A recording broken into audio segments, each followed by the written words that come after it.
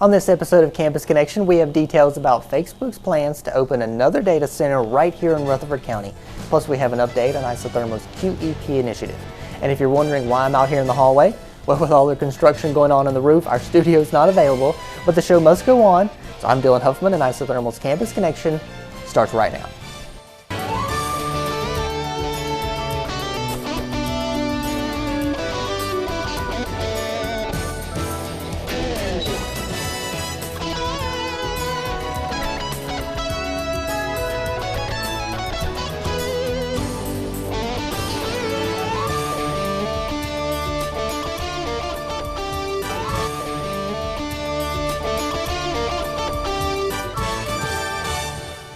The Rutherford Fire and Rescue Department recently received some great news from the state.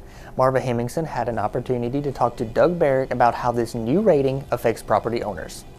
The ISO rating for the Rutherford Fire Department recently lowered from a 5 score to a 4 score.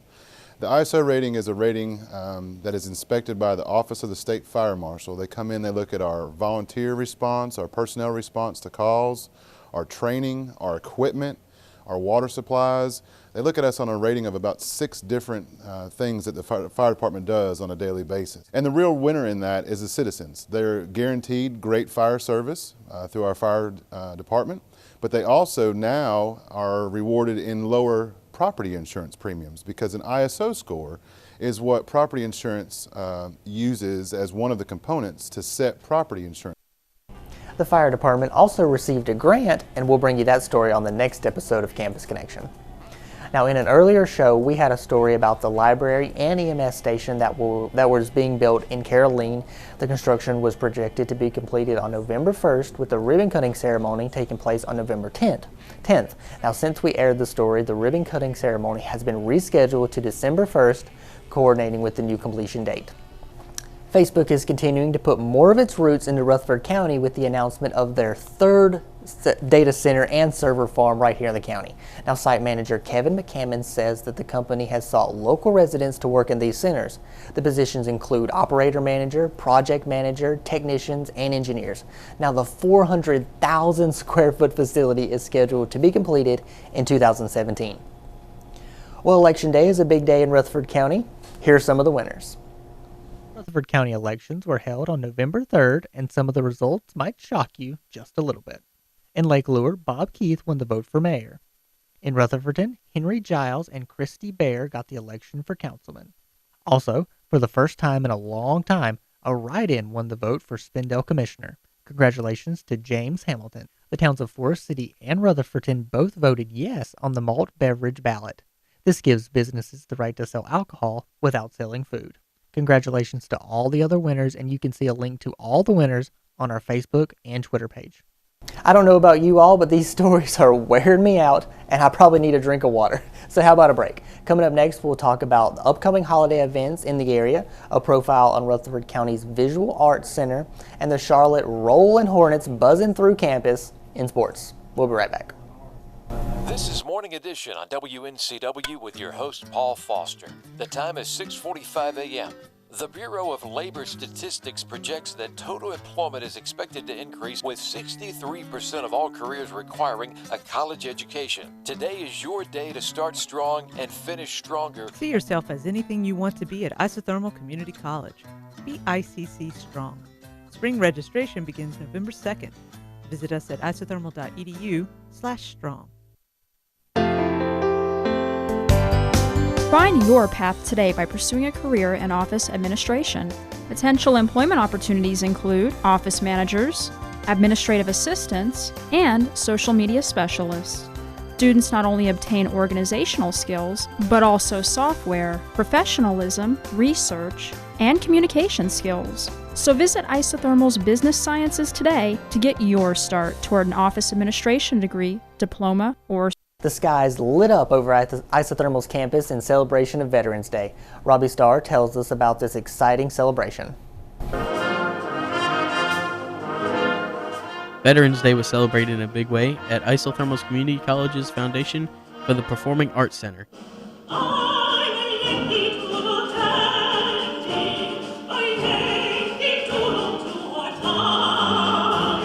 Tuesday, November 10th, was the first of what will hopefully become an ICC tradition of celebrating our veterans with a concert of gratitude.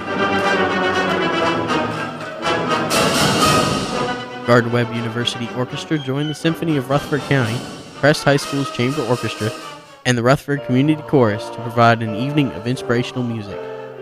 The concert was conducted by Dr. Patricia Sparty from Gardner-Webb University, and even included narration on stage by both Gardner-Webb and Isothermal presidents. Abe Lincoln was a quiet and a melancholy man. But when he spoke of democracy, this is what he said.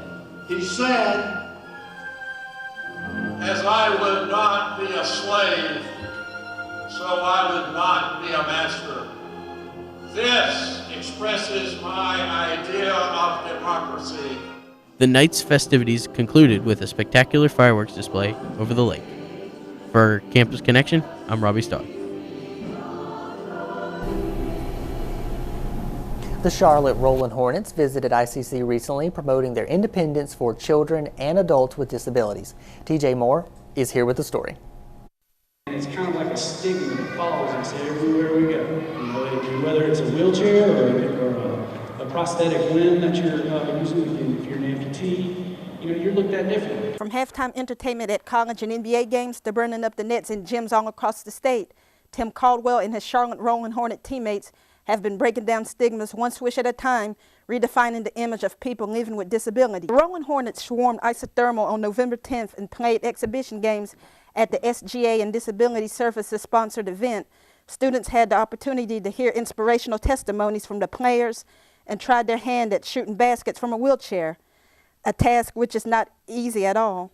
Tony Patton, like Caldwell, played basketball as an able-bodied, and the adjustment from the game as they knew it before and as they know it now was difficult. Just for asking for teammates that I know, it does take about 2 to 3 years to truly understand the game, but that's week after week, 2 or 3 times a week practicing and getting to know your chair, getting to know your teammates, and getting to know what you are capable of doing at this point in your life. In standard basketball, players get their leverage from the jump. In wheelchair basketball, the players get their leverage from their roll.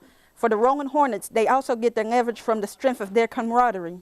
The cool thing about this is if you have a disability and you come to this program, you're just one of us. You know, all of a sudden, all that goes away. We all have a disability. We all have some sort of like tragic story or situation that we've been through, and you're really just one of us. For Campus Connection, I'm T.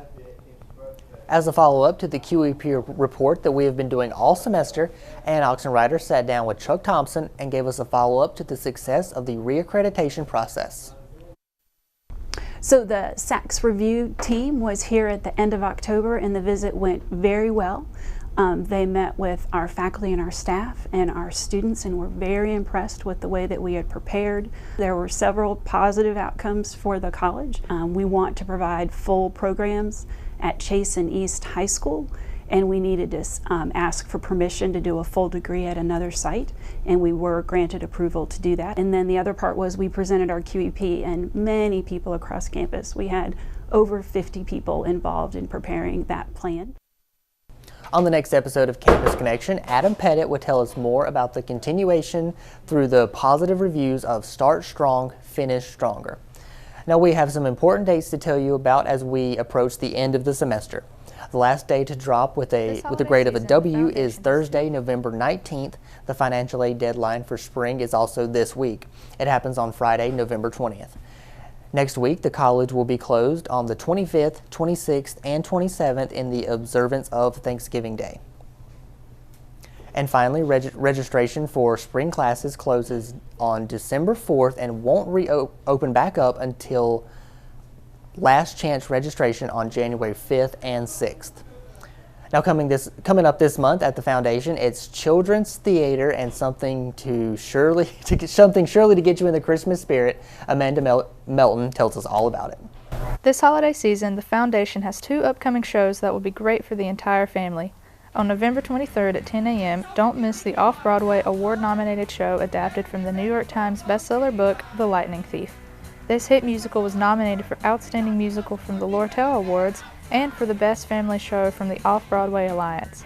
It is an action-packed adventure sure to keep the kids entertained. And for those of you ready to get in the Christmas spirit, mark December 3rd on your calendar and come see David Roach's Christmas concert. The concert begins at 7 p.m. and will feature Christmas classics like Carol of the Bells and The First Noel. David has been playing the piano since he was 5 years old and is the minister of music at Floyd's Creek Baptist Church. He also performs with the gospel group In His Glory and teaches more than 30 private piano students. For more information on both events, visit www.foundationshows.